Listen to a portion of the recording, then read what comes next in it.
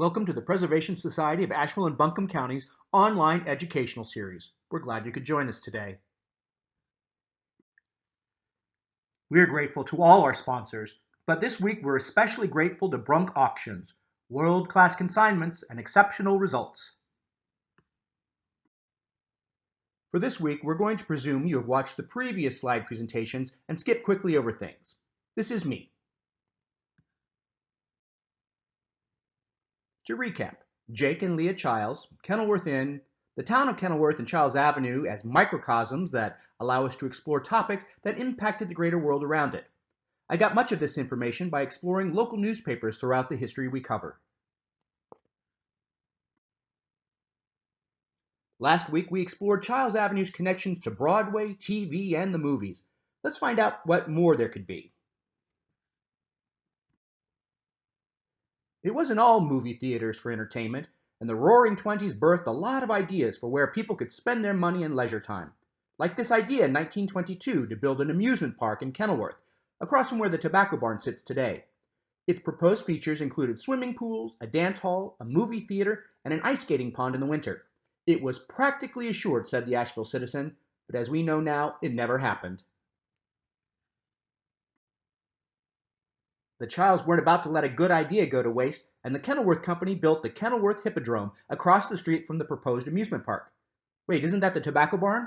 Yep, it started life as a live entertainment venue in 1923, and Cornelia Vanderbilt put it on the proverbial map, using it as the venue for her Watch Your Step cabaret to raise funds for a new and larger hospital for Biltmore. This article primly noted that this style of entertainment is an extreme novelty for Asheville, and while other metropolitan centers abound with what is known in the vernacular as a floor show, this is the first time anything of this nature has been attempted locally. And they praised the young genius for trying it here. It was a smash success, generating a postcard shown here to mark the event.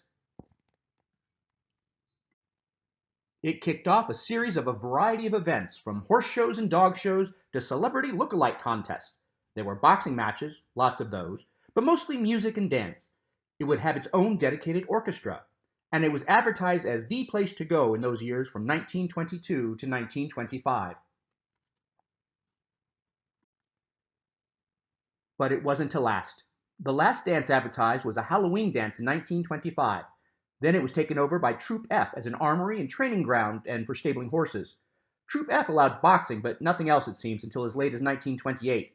But it didn't fade before hosting the world-famous Harry Houdini, who performed there in November 1924. That was less than 2 years before Houdini died on Halloween in 1926. A young boxer named Whitehead met with Houdini, who was recovering from a broken ankle and reclining on a couch. The boxer asked if it was true he could take blows to his stomach and not be hurt.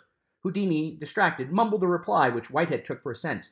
He then delivered some very hammer-like blows below the belt.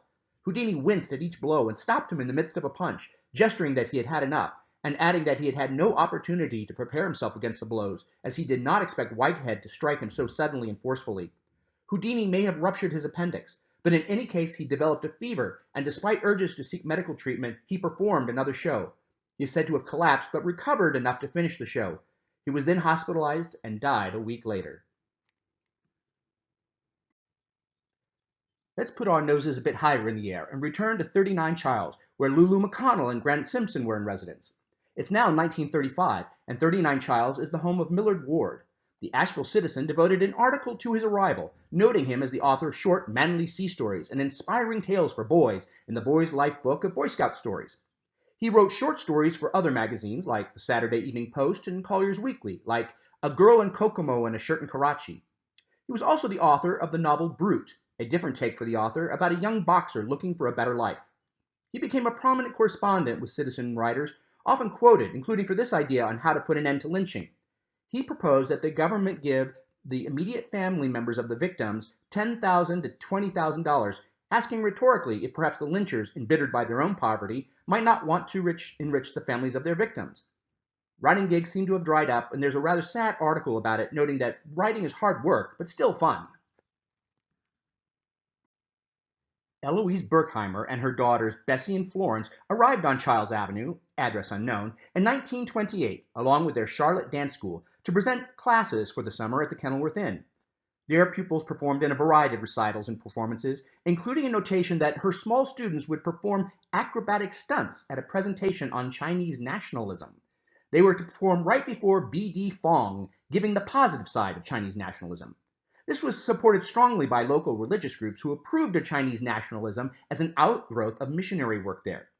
And no doubt the moral tone was very high at the Berkheimers when they were honored with presenting their dance performance, The Rise and Fall of the Confederacy, at the 1929 United Daughters of the Confederacy annual meeting in Charlotte.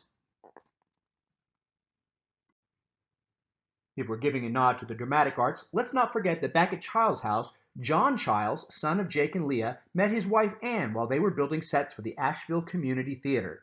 John and Anne bought 21 Chiles back into the family in 1951 and lived there until 1964. When we got the house on the National Register, Anne Chiles attended the unveiling of the marker and the historic marker dedicated to her mother-in-law in the newly renamed Leah Chiles Park. It was the first time since the 1960s since Anne had been in the house, and the first time so many of her family were gathered together, many of whom had never seen the inside of the house at all.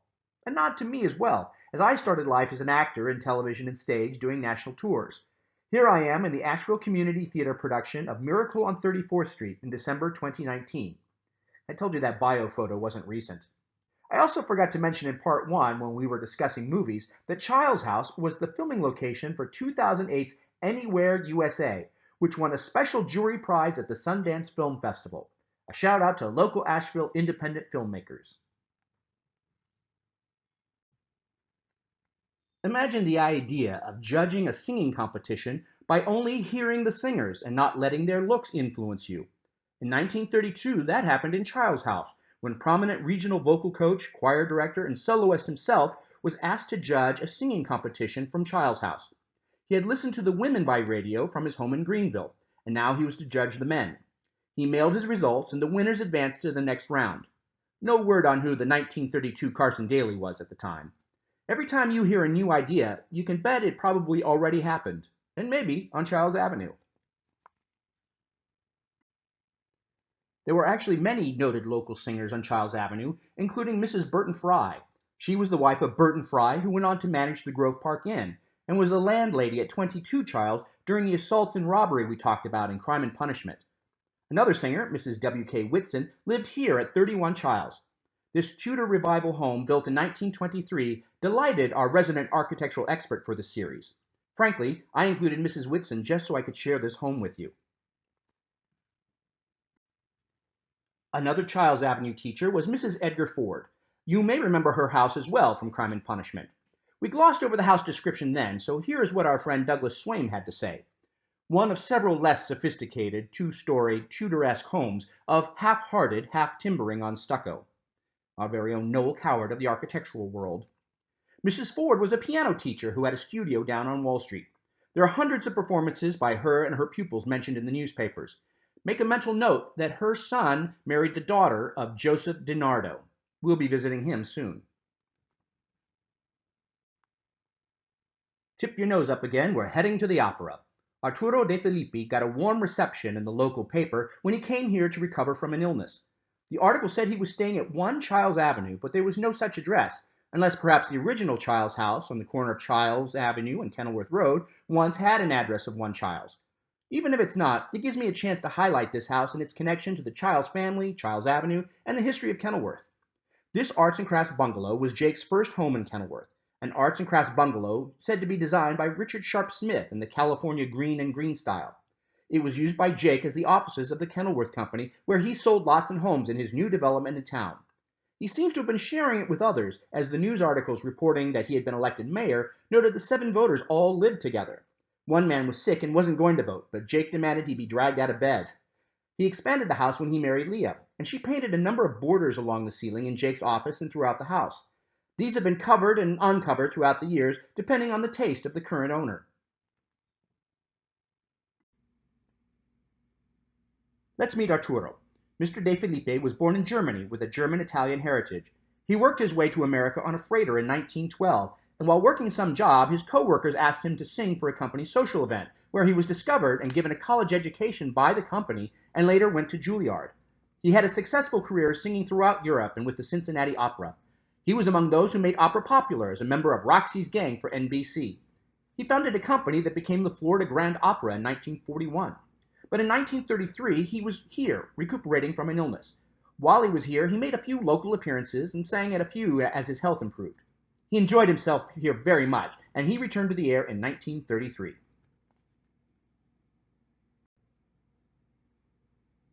Right next door is a log cabin complex built by Hester, one of the Chiles partners, in 1915. Jake had a different idea of the types of homes that should be built along Chiles Avenue, and so he wasn't happy to see these log cabin revival buildings pop up in his backyard. In 1936, it was the home of Joseph DiNardo. You will note his daughter married Mrs. Ford, the piano teacher's son. DiNardo was a musician himself and had been a student of Giuseppe Verdi, and before he was 12 had given 2 command performances for the King of Italy. He in turn taught Lamar Stringfield while they were stationed together overseas during World War I. Stringfield would form the North Carolina Symphony Orchestra. DiNardo would revive the orchestra in 1940, and he would serve 5 years as its director. But he was more well known locally as a beloved teacher and director of music for the Asheville City Schools, and fondly known as Mr. Music. Let's make one last visit to 39 Chiles. It's 1943, and the man living here is Dr. Arnold Dan. He was the organist and choir director at All Souls Cathedral. He was an Englishman who directed many local choruses, including the Asheville Chapter Chorus, when they performed at a barbershop competition. He was a noted organist who gave many concerts and would eventually perform at the National Cathedral in Washington, D.C. But it was his friendship with a war refugee that brings him to our attention. Many people know Bela Bartok came here, like so many of the great performers and artists we've discussed, for his health. Dan became friends with Bartok and shared reminiscences of Bartok and their discussion of Shakespeare and Bartok's sense of humor. But Dan helped him in another way. While there was a piano in the public area at the Albemarle Inn where Bartok was staying, he was uncomfortable using it because, according to Dr. Dan, his illness made him incapable of playing piano with any proficiency. Dan offered up the privacy of his own home and piano to allow Bartok to continue his work away from prying eyes. When Bela Bartok arrived in the winter of 1943, many thought he was suffering from TB, and he was being treated accordingly. He came here because of Asheville's reputation as a healing place for TB. Bartok came from New York, where he had settled after fleeing the Nazis from his native Hungary. Bartok had agreed to create a piano reduction of his soon-to-be-famous Concerto for Orchestra for the American Ballet Theatre. So he took advantage of Dan's offer and completed the work at 39 Chiles Avenue. He may have also composed his sonata solo for violin here. In the spring of 1944, his inability to play the piano and the stiffness in his arm was re-diagnosed as leukemia. He immediately returned to New York and died there in September 1945. He was said to have been despondent at the end, feeling as if he'd lost confidence in people, in countries, in everything. But he left a small piece of him behind here, and when you listen to that glorious concerto for orchestra, think of that red brick house on a street of pretentious homes, and remember, it happened on Chiles Avenue.